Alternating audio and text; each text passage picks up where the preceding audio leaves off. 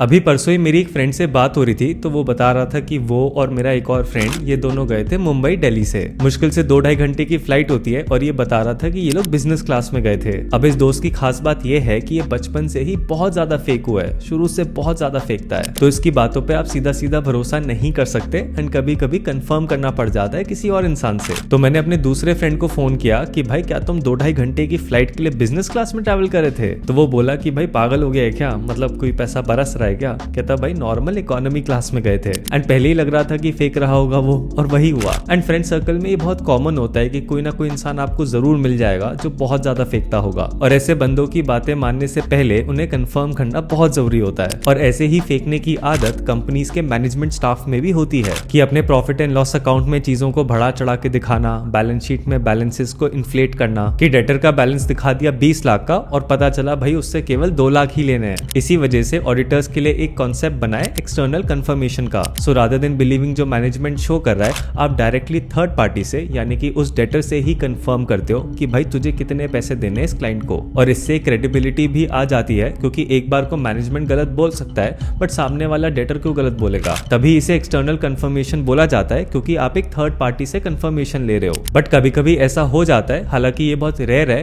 कि मैनेजमेंट ही मना कर दे ऑडिटर को कि सर आप इस पार्टी से कंफर्मेशन मत लेना। एंड मेरे साथ एग्जैक्टली ये चीज हुई थी इन 2019 जब मैं गुड़गांव में था एक ऑडिट पे। तो वहां पे क्या हुआ कि उस कंपनी के डेटर्स तो बहुत सारे थे, तो मैंने रैंडमली 5 डेटर्स को सेलेक्ट करा। एज एन ऑडिटर मैंने ये डिसाइड करा कि मैं इन 5 पार्टीज को एक्सटर्नल कंफर्मेशन भेजूंगा, सो दैट मुझे पता लग जाए कि इनके जो बैलेंसेस आ रहे हैं बुक्स में वो सही है या नहीं है। एंड इनमें से एक डेटर का बैलेंस था 15 लाख रुपीज। अब जब कंफर्मेशन सेंड करने की बारी आई तो मैंने मैनेजमेंट को इन्फॉर्म किया कि सर मैं इस पार्टी को भेज रहा हूँ। और ऐसा नहीं होता कि ऑडिटर को परमिशन लेनी होती है मैनेजमेंट से कि क्या मैं इसे भेज सकता हूँ। आपको परमिशन लेने की जरूरत नहीं होती, आप बस उन्हें इन्फॉर्म करते हो कि मैं इस पार्टी को भेज रहा हूँ। बट हैरानी की बात ये थी कि भाई मैनेजमेंट ने मना ही कर दिया कि सर इसको मत भेजना। तो मेरे को ये चीज बहुत ही ज्यादा शॉकिंग लगी कि भाई ये मना क्यों कर रहा है अचानक से, एंड अगर ये मना कर रहा है तो भाई अब मैं क्या करूंगा इसके बाद।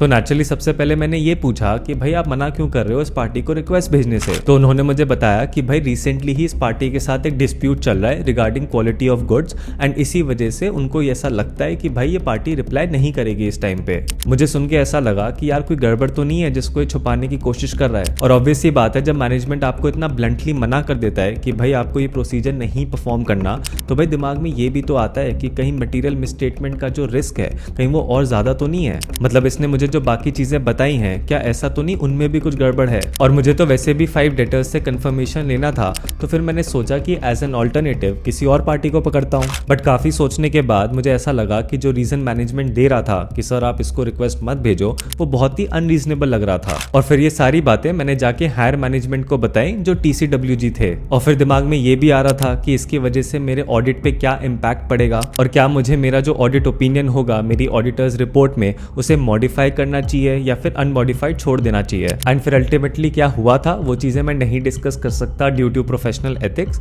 बट हाँ ऐसी चीजें हो जाती हैं जब आप ऑडिट में जाते हो, बट ये रेयर होती हैं। सो आई होप तुम्हें इस कहानी के थ्रू ये समझ आया हो कि एक्सटर्नल कंफर्मेशन क्या होती है, एंड अगर मैनेजमेंट आपको रिफ्यूज कर देता है कि भाई आप इस पार्टी को कंफर्मेशन नहीं भेजोगे, इन दैट केस ऑडिटर के क्या प्रोसीजर्स होते हैं। बाकी मैं मिलता हूँ आपको नेक्स्ट वीडियो में एक नई कहानी के साथ। Till then you take care, have a nice day.